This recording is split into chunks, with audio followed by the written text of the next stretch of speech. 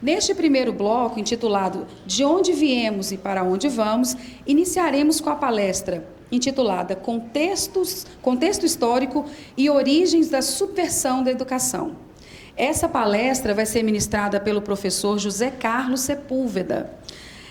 No seu currículo, a gente pode ver que ele é de nacionalidade portuguesa, residente no Brasil desde 1978, é discípulo do eminente líder católico Plínio Correia de Oliveira, de quem recebeu sua formação espiritual e intelectual.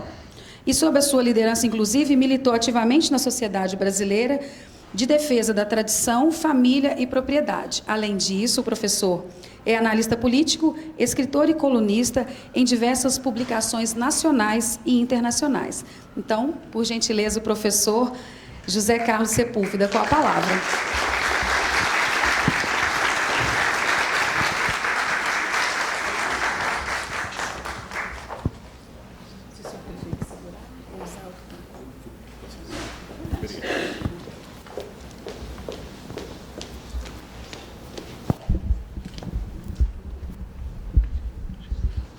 Bom dia a todos.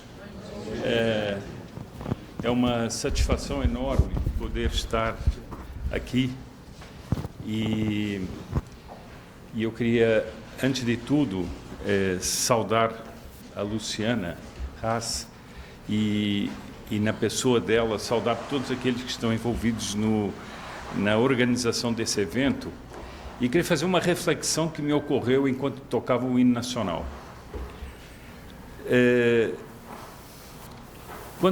Quando tocava o hino nacional com a bandeira ali no fundo e aquela sucessão de frases ia aparecendo, eu ia fazendo o contraste que nós estamos vivendo nesse país.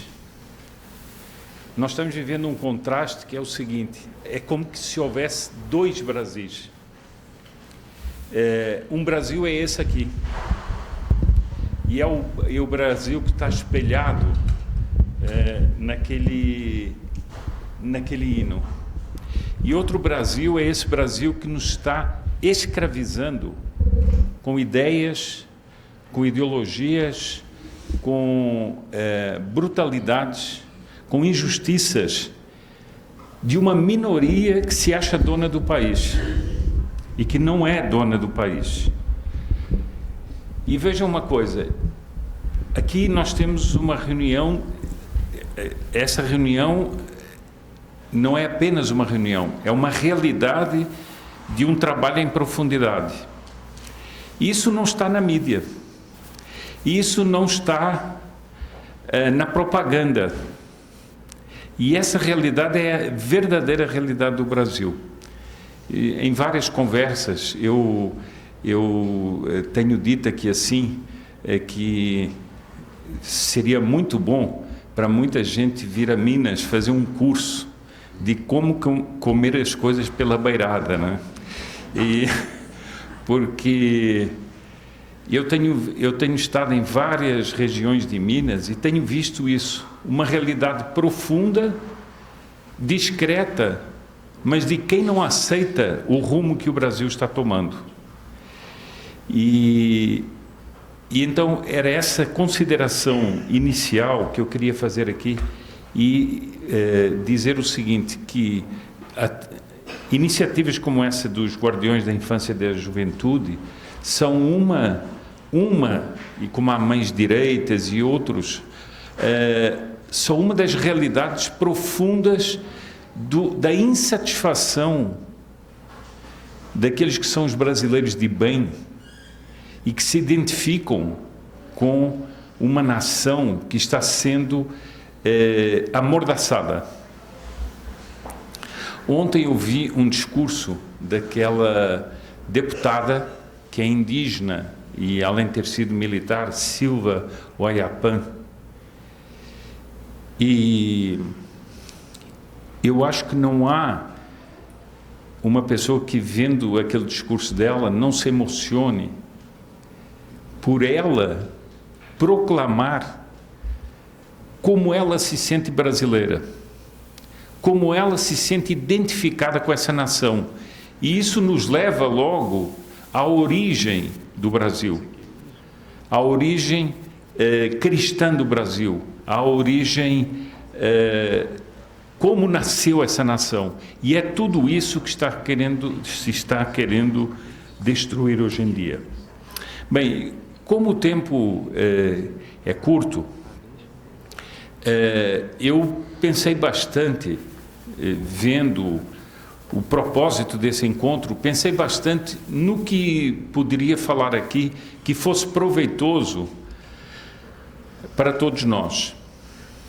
E diante de todos os temas que vão ser abordados, e tendo a Luciana me convidado para ser o primeiro a falar, eu costumo dizer que eu gosto de ficar para o fim, porque gosto de ouvir todos os outros e aproveitar e aí falar. Mas dessa vez me calhou falar por primeiro.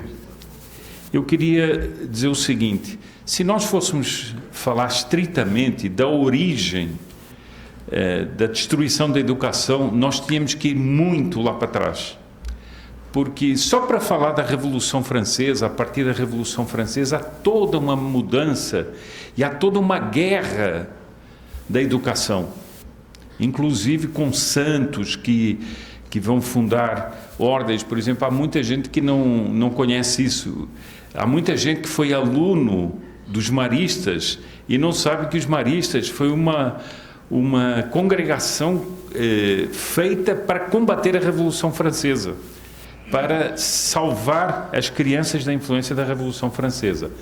Depois, se nós formos ao final do século XIX, ao início do século XX, nós temos uma batalha gigantesca que envolveu movimentos, pensadores, intelectuais que queriam resistir à laicização do ensino. E foi a grande guerra do início do século XX, essa guerra pela educação. Mas eu, evidentemente, não vou falar de tudo isso. Eu vou falar mais proximamente da explosão que nós vivemos hoje em dia. Nós vivemos as consequências de uma explosão. Eu poderia falar aqui de Gramsci, poderia falar aqui assim da Escola de Frankfurt, mas isso seria, digamos, infindável e não caberia no tempo que nós temos. Mas existe um princípio que é o seguinte: outro dia eu estava vendo um documentário de como se constrói uma bomba, né? Então vamos pensar numa bomba atômica. A bomba atômica, ela primeiro tem que ser concebida, né? Os especialistas têm que conceber a bomba atômica. Depois vem a execução da bomba atômica. Depois vem jogar uma bomba atômica. E depois tem uma quarta etapa, que é o efeito da bomba atômica quando ela já explodiu, que é uma radiação que permanece e permanece e permanece e vai deteriorando os corpos das pessoas, e durante muitas décadas as pessoas têm o efeito daquela bomba atômica. Nós também tivemos isso na questão da educação. Nós vivemos hoje as consequências de uma explosão atômica, e eu vou falar um pouco dela. Antes, como o tempo tem que ser bem aproveitado, eu vou aqui fazer só 2 ou 3 considerações prévias para nós podermos entender o que nós vamos falar. Eu acho que muitas pessoas, e corretamente, não estou fazendo censura nenhuma, falam dos efeitos políticos, dos efeitos sociais, dos efeitos económicos, dos efeitos sociológicos, das escolas políticas, tudo mais, na promoção de uma revolução que nós estamos vendo hoje em dia. Mas poucas pessoas falam de um aspecto que eu queria falar aqui, que é a revolução na alma. Existe uma revolução nas almas. E para isso nós temos que considerar alguns pressupostos. Primeiro pressuposto: nós todos aqui vivemos no âmbito de uma civilização que é a maior civilização que a história já teve. Todo mundo diz, a civilização dos gregos, dos romanos, dos assírios, disso, aquilo, são tudo coisas extraordinárias. Mas nós vivemos no âmbito de uma civilização que é civilização cristã. A maior civilização em área geográfica, a civilização que mais produziu conhecimento, a civilização que mais subiu em intelectualidade, em cultura, em arte, em todos os aspectos do conhecimento, e nós vivemos nessa civilização. Esse é o primeiro pressuposto. O segundo é que o que está sendo destruído é essa civilização. O edifício que está sendo destruído é essa civilização. E essa civilização, como todas as civilizações, gera uma mentalidade, uma forma de alma. E é essa forma de alma que está sendo destruída.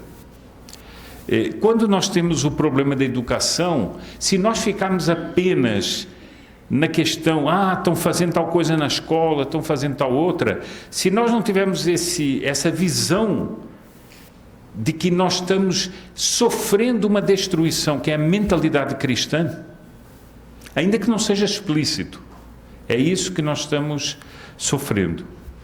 Bom,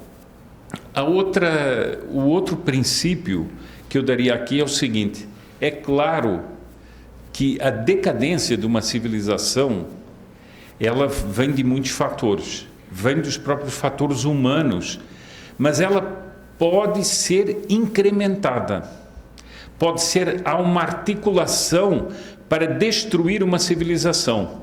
São João Bosco, o grande São João Bosco, o homem que teve uma visão extraordinária de futuro, que era pegar as pessoas, muitas vezes as crianças vítimas das condições da Revolução Industrial, e fazer os colégios salesianos e recuperar essas crianças. Ele dizia o seguinte, ele tem um escrito em que ele diz o seguinte: há uma coisa muito curiosa, quando eu inicio um ano letivo, eu vejo que vêm crianças de todas as partes da Itália, não se conhecem, em 5 minutos os maus estão reunidos, em 5 minutos os maus já estão conspirando dentro da escola, e eles se perguntavam, mas como é que é isso? Mas é uma realidade.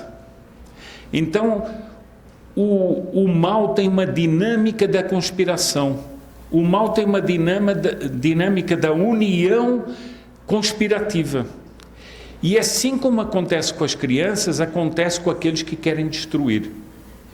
E o que nos falta muitas vezes, a nós que queremos o bem, não é conspiração, é ver que existe uma conspiração e é estar dispostos a lutar.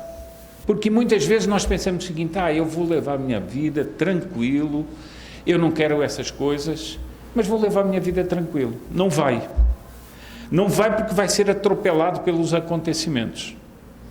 Como nós estamos sendo atropelados por minorias que não representam o país, mas que nos subjugam.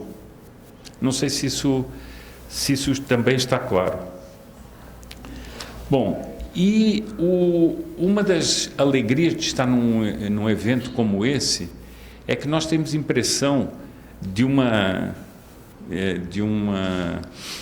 algo como se fosse uma prisão, e que vai abrindo fendas, e pelas fendas vão saindo os elementos que estavam aprisionados, mas que vêm à luz do dia dizer o seguinte: não, o Brasil é nosso. O Brasil é nosso e nós tomaremos as rédeas desse país. Em tudo, nas escolas, nas famílias e tudo mais. Mas se nós estamos vendo que há uma destruição daquilo que é mais profundo, que é a mentalidade cristã nas pessoas, nós temos que entender o seguinte: não há restauração apenas com técnicas pedagógicas, apenas com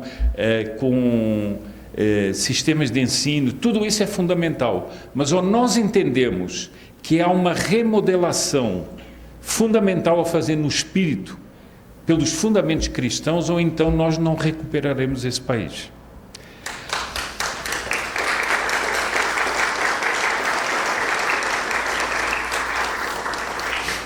Bom, eu vou aqui falar do tema mais próximo, que é o seguinte: eu estou me baseando na ideia transmitida por Leão XIII de que houve um tempo em que, como ele diz numa encíclica dele, tempo houve em que a filosofia do Evangelho governava todos os estados. Então ele fala das mentalidades das pessoas, das instituições. Hoje fala-se tanto em instituições, né? Instituição é uma coisa sagrada. A instituição nada mais é que o reflexo dos homens. A instituição é uma expressão social de uma mentalidade. E aqueles que falam em instituições hoje só falam para deturpá-las e para usá-las para uma finalidade que não é correta. Bom, então eu vou aqui pegar a ideia que está em encíclicas dos Papas e que está expressa num livro intitulado Revolução e Contra-Revolução, do professor Plínio Correia de Oliveira, em que ele expõe, faz uma síntese histórica, filosófica, teológica, uma teologia da história, sobre o processo de destruição da cristandade. Claro que eu não vou falar disso aqui tudo, mas esse processo tem partes que são um caminhar imperceptível e depois tem explosões. É como a bomba atômica. Tem a fase de confecção da bomba atômica e depois tem a explosão da bomba atômica. Bom, e nós tivemos várias revoluções. Tivemos primeiro o humanismo e a renascença, que depois desembocaram no protestantismo, que é toda uma mudança de mentalidades em relação à mentalidade medieval. Depois nós tivemos a Revolução Francesa, que vai criar uma ruptura fundamental na sociedade e vai gerar os Estados modernos. Todos esses Estados modernos que nós temos hoje em dia são fruto da Revolução Francesa. Depois nós temos a Revolução Comunista. Aliás, poucas pessoas dão atenção a isso, mas a Revolução Comunista trazia consigo toda uma concepção da educação. Bom, e depois nós temos as transformações do comunismo, com a Escola de Frankfurt, com Gramsci, com tudo mais.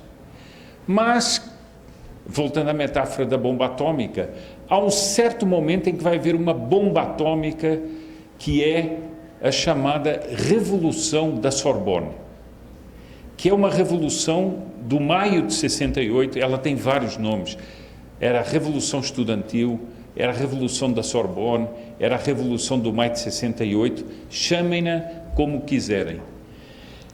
Mas eu queria chamar a atenção do seguinte: nunca tinha havido uma revolução estudantil, propriamente. A peça fundamental vai ser a Revolução do Estudantil. Vai haver junto agitações de sindicatos e outras coisas mais. Mas o fundamental vai ser a Revolução Estudantil. E essa Revolução Estudantil, ela vai colocar todos os conceitos em causa. Mas os conceitos, antes de tudo, obrigado, da alma humana. Eu já vou falar disso. Essa revolução vai pôr em causa todo o ordenamento da alma humana, todo o ordenamento do ensino, todo o ordenamento do conhecimento, e vai ser uma subversão da alma humana. E isso vai dar no que nós estamos vendo hoje em dia, uma revolução sexual desabrida, uma alteração de conceitos. Eu não sei se perceberam qual é a anarquia que é preciso no espírito de um homem para fazer, por exemplo, difundir a ideologia de género. É uma tal anarquia da alma, é uma tal negação da realidade, que só um espírito completamente pervertido pode imaginar uma coisa dessas. Se nós não vivêssemos nos dias que vivemos, nós diríamos que estamos num manicômio. Mas não estamos. Estamos também. Mas estamos, mas não estamos, não é? E o problema é o seguinte, nós temos hoje governos impondo isso. Nós estamos aqui para nos defender dessa ideologia que entra nas escolas para deformar os nossos filhos. Não sei se percebem o grau de inversão que essa revolução fez. Isso é o que eu chamo a radioatividade que ficou da bomba atômica que foi o maio de 68. Bom, há um célebre marxista, não sei porquê, mas muitos marxistas conseguem viver até aos 100 anos, não sei porquê, mas para a desgraça da humanidade, né? E o Hobsbawm, ele escreveu muitos livros, ele escreve muito bem, e ele diz o seguinte, que ao contrário do que muita gente pensa, ele diz o seguinte, que a revolução ela não se faz sobretudo em questões, olha que ele teve em Cuba, ele foi um agitador, etc., mas ele diz o seguinte, a revolução se faz pela mudança dos costumes, pela mudança dos trajes, ele fala dos trajes, pela mudança dos hábitos, e ele diz o seguinte, qual foi uma das grandes revoluções que houve no século XX? Ele diz, toda a civilização considera as pessoas mais velhas as mais sábias. Toda a civilização acha que os anciãos são os depositários da sabedoria. Nós conseguimos uma civilização em que os mais velhos imitam os mais novos. E essa revolução da Sorbonne é exatamente isso. Nós, a juventude, somos aqueles que devemos comandar a sociedade. Não sei se percebem que isso é uma inversão tão grande que isso é muito profundo. Houve um jornal, creio que foi o Estado de São Paulo, que disse o seguinte, que a Revolução da Sorbonne, quando estava acontecendo a Revolução da Sorbonne, era uma revolução tão profunda que era como se os homens, do dia para a noite, deixassem de se cumprimentar com a mão direita e passassem a se cumprimentar com a mão esquerda. Já imaginaram que todo mundo... Bom, nós tivemos quase isso na pandemia, né? Soquinhos assim. Bem, enfim, tentaram que nós mudássemos a maneira de nos cumprimentar. Mas isso tem um fundamento, que é a pessoa não ter mais certeza nenhuma. Então, o seguinte, a certeza vem do jovem. Quem é que acha isso normal? Mas isso é a mentalidade que está espalhada hoje em dia. E isso foi o fruto do maio de 68. Então, nós precisamos, eu acho o seguinte, que eu estou dando esses pontos aqui para nós percebermos o seguinte, que se nós não entendermos as causas profundas do que estamos vivendo, nunca vamos conseguir trabalhar contra elas. É mais ou menos como um médico que está diante de um paciente, mas não consegue descobrir qual é a doença que ele tem. Só consegue certos sintomas assim, mas não sabe qual é a doença. Então, não vai chegar a nada, né? Bom, nessa revolta estudantil, eu tenho aqui um artigo de um francês que escreveu na revista Catolicismo. Ele escreveu um artigo bem longo sobre o maio de 68, mas aqui tem os nomes pelos quais essa revolta foi conhecida. Revolta estudantil, Revolução da Sorbonne. Veja o seguinte, é uma das mais famosas universidades da Europa, de todos os tempos. São Tomás ensinou na Sorbonne. Agora, no lugar onde ensinou São Tomás, vai haver uma revolução que vai destruir todos os conceitos tomistas e todos os conceitos que fizeram a nossa civilização. Revolução do maio de 68, etc.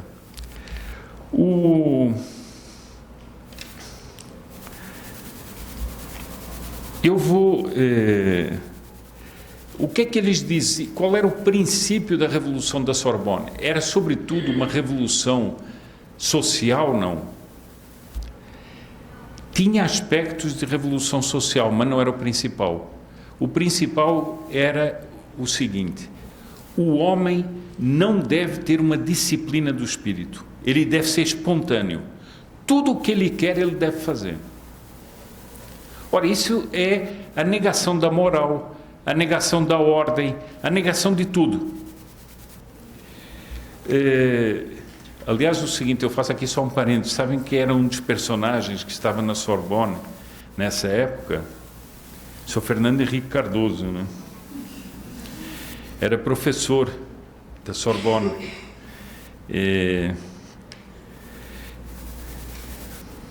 Então eles diziam o seguinte: nós precisamos nos levantar contra a burguesia atrasada que impede que o mundo evolua. Eu vou aqui analisar alguns dos slogans que eram gritados nas ruas, pintados nas paredes, etc., para terem bem ideia de qual era o espírito da Revolução da Sorbonne, e é o que está hoje nas escolas. Por que é que, por exemplo, estava conversando aqui há pouco com a Paula, né? Sobre as escolas militares. Por que é que tanta gente é contra a disciplina que há numa escola militar? Porque é contra o espírito da Sorbonne.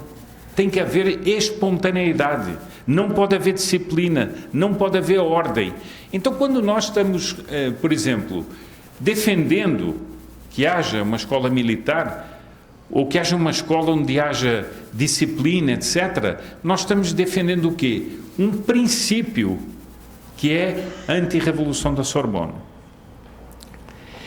Eles diziam o seguinte: é preciso que as mentes se libertem. É preciso que o espírito se liberte das amarras de uma disciplina que, no fundo, é cristã.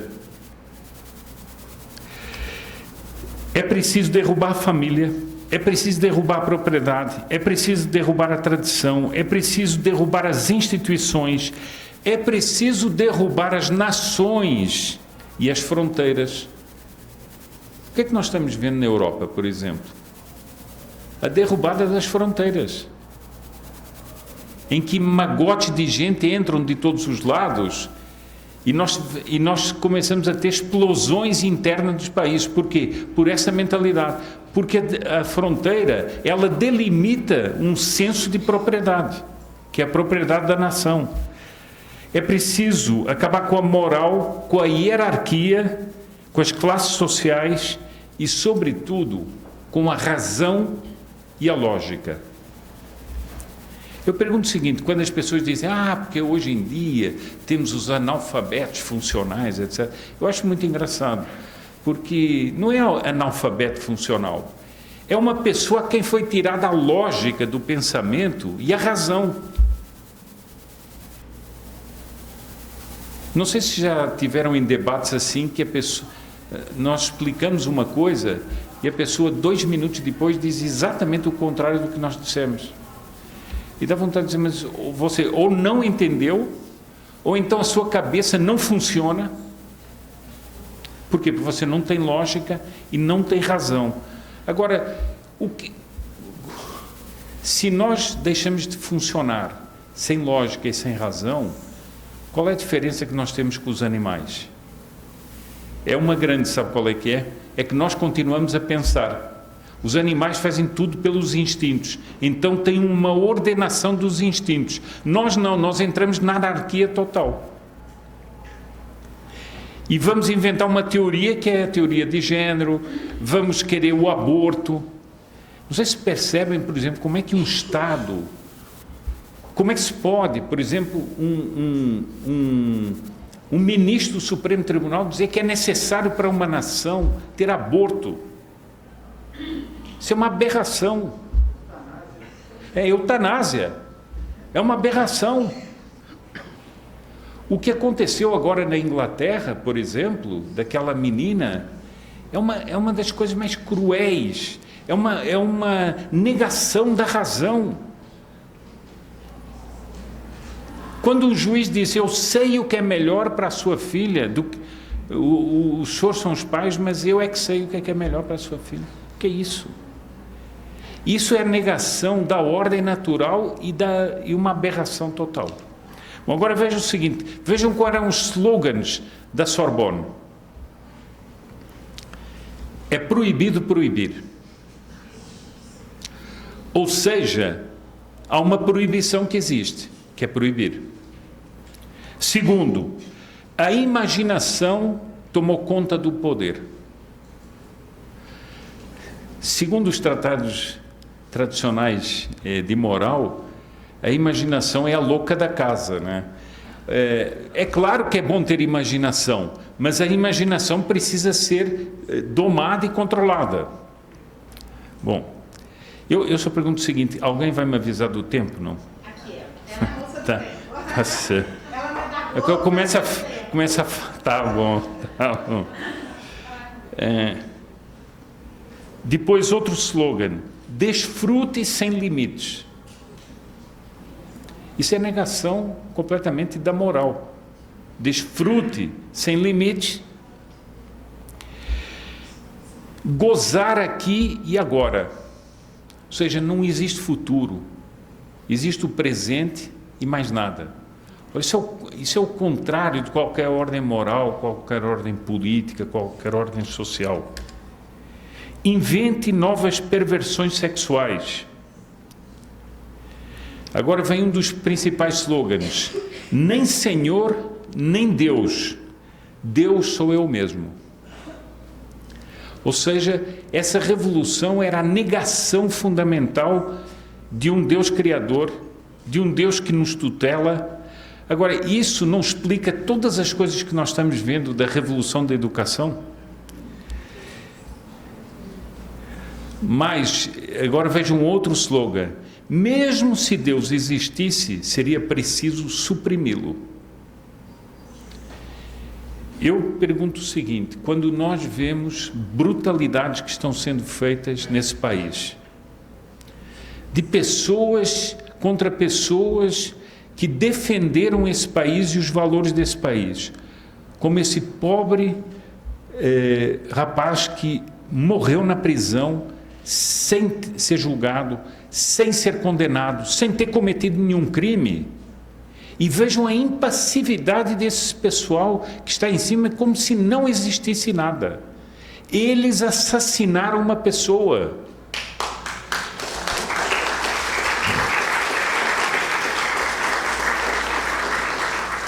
E é como se não tivesse acontecido nada. Mas por quê? O que é que move esses senhores? Mesmo se Deus existisse, seria preciso suprimi-lo.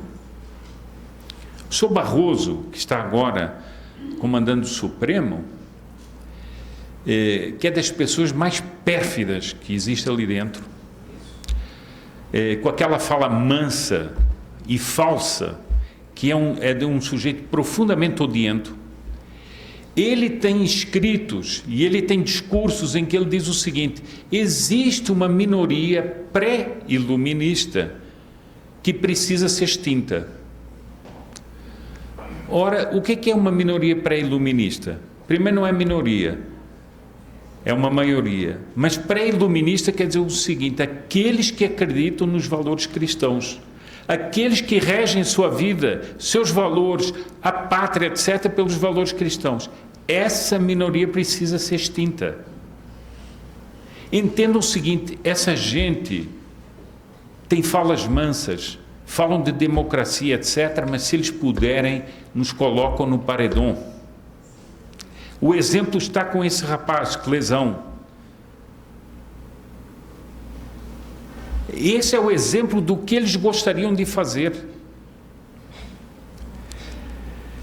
Outro slogan que eles usavam era: seja realista, exija o impossível. Esse era outro dos slogans do maio de 68. Bom, é interessante o seguinte, há uma série de consequências dessa revolução e que nós somos vítimas sem saber a toda hora. houve uma expressão consagrada pelo Papa Paulo VI, que é a civilização da imagem. Nós vivemos hoje em dia a civilização da imagem. Por exemplo, quando nós pegamos um celular, sobretudo o que nos vem é a imagem. Eu li um dia, eu estava num avião e tinha um jornal italiano chamado Corriere della Sera, que alguém tinha deixado ali assim, e eu peguei o jornal, comecei a ler e vi uma coisa muito interessante. Tinha uma notícia pequena assim, e tinha uma fotografia de um urso polar completamente esquálido, magro, doente, e tinha um comentário embaixo dizendo o seguinte, que alguém tinha publicado uma matéria com aquela imagem, dizendo o seguinte, que aquilo era o fruto do aquecimento global. E que até os ursos estavam sofrendo com o aquecimento global. E então aparecia aquele urso assim, equilibrado, num pedaço de gelo, assim, como se o urso não andasse dentro d'água, não comesse de dentro d'água, né? Só que a pessoa que escrevia aquele artigo perguntava o seguinte, onde é que estão os outros ursos? Só tem um urso aqui. Se isso é um efeito que está dando em todos, onde é que estão todos os outros? Não estão. Por quê? Porque os outros estavam saudáveis. Aquele era um urso que estava doente, como adoecem todos os animais, e era um urso que estava doente. Mas qual é o impacto que vem sobre uma pessoa que não tem a razão nem a lógica e não faz um pensamento? Tem uma fotografia, nossa, o mundo está acabando. Por quê? Porque tem um urso que está diminuindo. Não, calma. Mas quantas pessoas nós conhecemos que com uma fotografia dessas ficam convencidas? Não fazem um exercício de lógica, não fazem nada. Existe uma passagem no Evangelho, creio que de São Mateus, que diz que Nossa Senhora refletia em todas as coisas e as guardava no seu coração. É exatamente o contrário disso aqui. Porque nós não guardamos nada, só vemos imagens, vão pulando e a nossa mentalidade vai se formando pela imagem. Ou seja, nós temos uma civilização que não faz a reflexão e não faz a lógica, o exercício da lógica. Porque se uma pessoa parasse um pouco diante daquela fotografia, a primeira pergunta que ia se fazer é o seguinte, onde é que estão os outros ursos? Porque se estivessem todos assim, é claro que ele ia ter uma fotografia de centenas de ursos, mas não. Só que a pessoa ficou convencida disso, né? Há uma outra fotografia que é famosa, né? Que é famosa mesmo, li um artigo sobre isso, que é uma ave, não sei se é uma águia, uma coisa assim, que está descendo, e tem uma ave nas costas dela. Então, o sujeito que escreveu o artigo dizia o seguinte, vejam a solidariedade dos animais. Um animal transportando o outro e defendendo o outro. Bom, só que aquela fotografia era exatamente um ataque de um animal em cima do outro. Agora, pela imagem, nossa, é a solidariedade dos animais. E a pessoa se deixa levar por isso. Eu não sei se percebem o seguinte, que isso é uma profunda revolução. Por isso é que há pessoas que não leem, há pessoas que não estudam. Por quê? Porque nós estamos no que Paulo VI chamou a civilização da imagem. Bom, e aqui eu vou, já caminhando para o fim, para uma ideia que eu acho fundamental, que é o seguinte, nós temos uma decadência da linguagem. Quem é professor aqui sabe disso. É uma decadência da linguagem. Ou seja, a pessoa não tem mais necessidade da linguagem para se exprimir. Por quê? Porque ela tem a cabeça vazia. Ela só tem impressões. Ela não precisa discorrer. Bom, o pensamento e o raciocínio vão sendo abolidos e a pessoa vai caminhando para a incapacidade da abstração. E isso forma um novo tipo de coletivismo. O coletivismo, tem o coletivismo da propriedade, tem o coletivismo das famílias, como certas pessoas querem. Mas aqui nós temos um coletivismo psíquico. Já viram como os meios de comunicação fazem isso? Os meios de comunicação, eles são uma máquina de destruir a lógica e criar um coletivismo. A pessoa diz, mas a Globo disse. E o que é que eu tenho a ver com isso? Mas a pessoa sente-se num coletivismo, ela tem medo de discordar daquele coletivismo. Ou seja, existe um coletivismo psíquico que nós sofremos. E isso está nas escolas. Eu estou dizendo tudo isso porque a revolução das escolas é isso. É essa aqui. A formação de opinião também se faz assim. Qual foi o susto que aconteceu no Brasil com tudo o que nós vimos dos fenômenos como o 7 de setembro, por exemplo, em que milhões de pessoas iam às ruas? É que essas pessoas, de repente, romperam com esse processo. Elas se libertaram psicologicamente desse processo. Elas começaram a procurar outras fontes de informação. Elas começaram a estudar. Elas começaram a refletir. E isso quebra esse dinamismo dessa revolução sorboniana, como nós poderíamos chamar.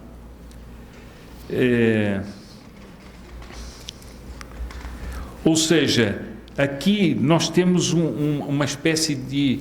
Foi criada uma nova matriz de civilização, que é uma civilização que não pensa, que não quer a lógica, que não quer a reflexão, etc. E os meios de comunicação são,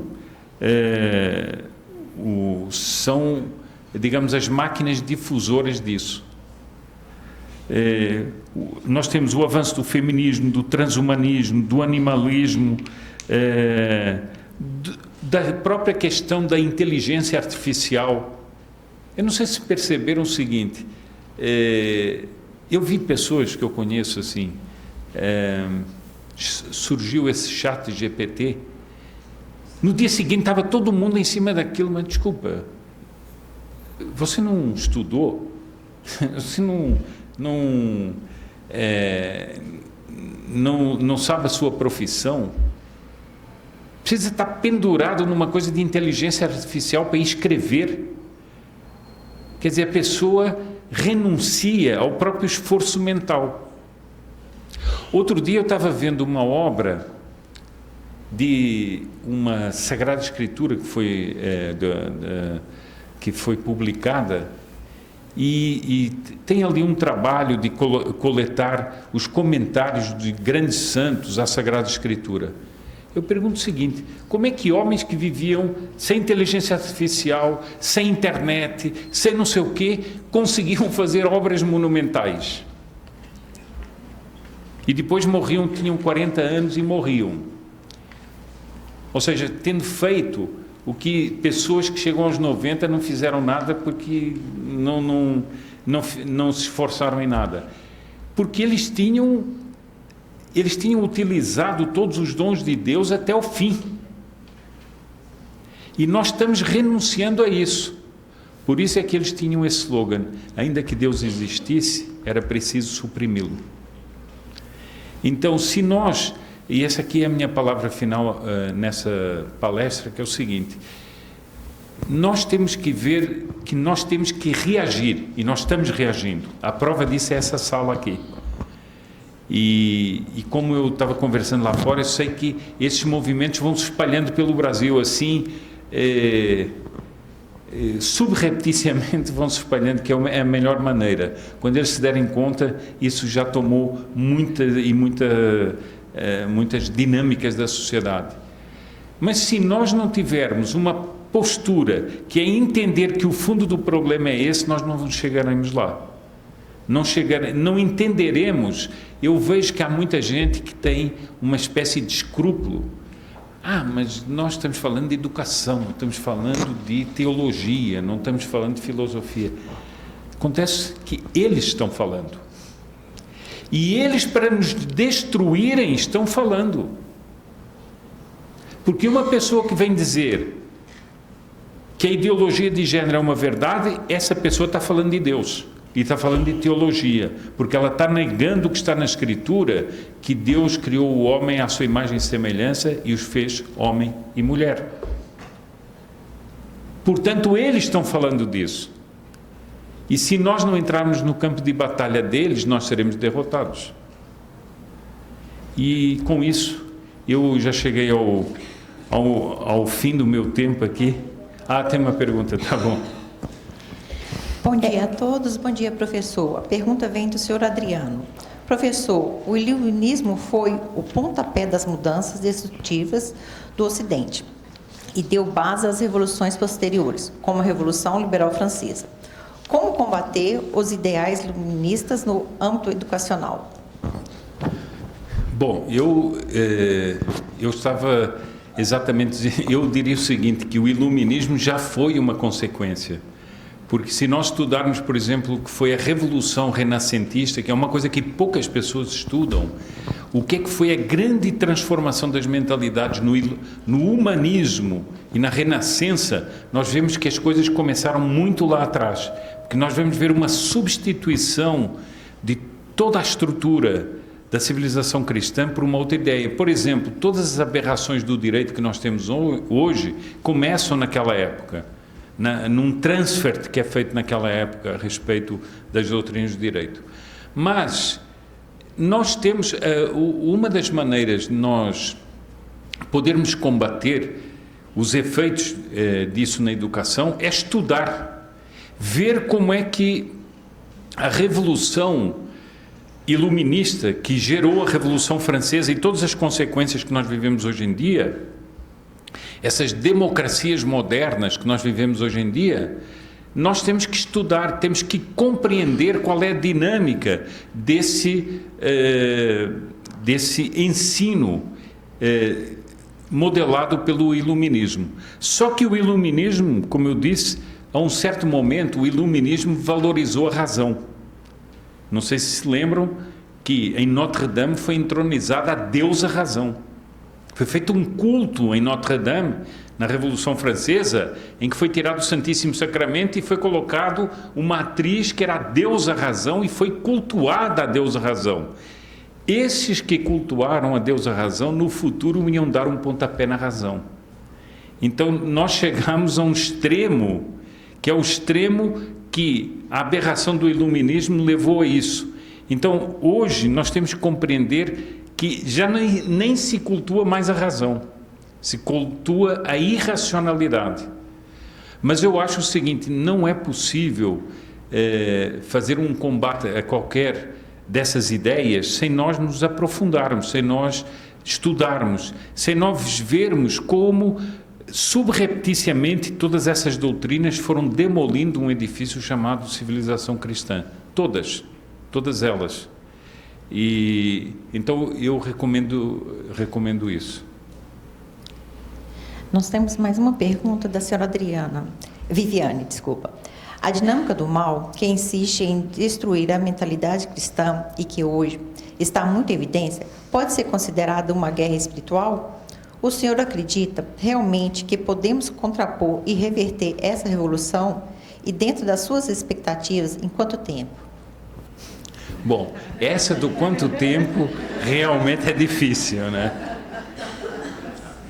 Eu sempre costumo dizer o seguinte,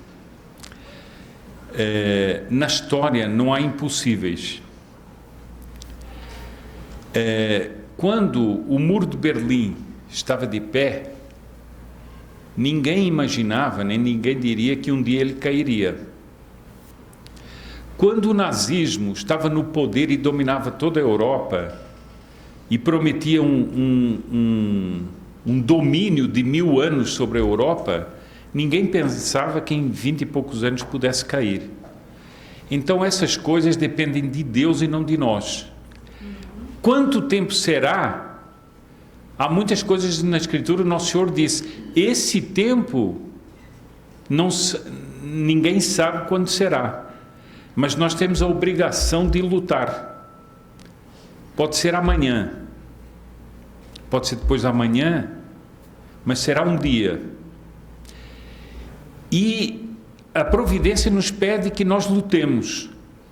Eu só pergunto o seguinte, quando nós vamos à Europa e vemos uma daquelas catedrais magníficas, houve catedrais daquelas que duraram 5 séculos para ser feitas.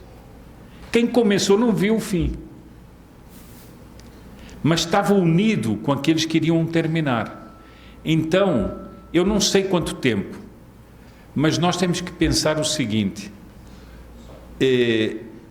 se isso vai ser revertido, vai porque existe um Deus Criador do céu e da terra, um Deus que é onipotente, e existe...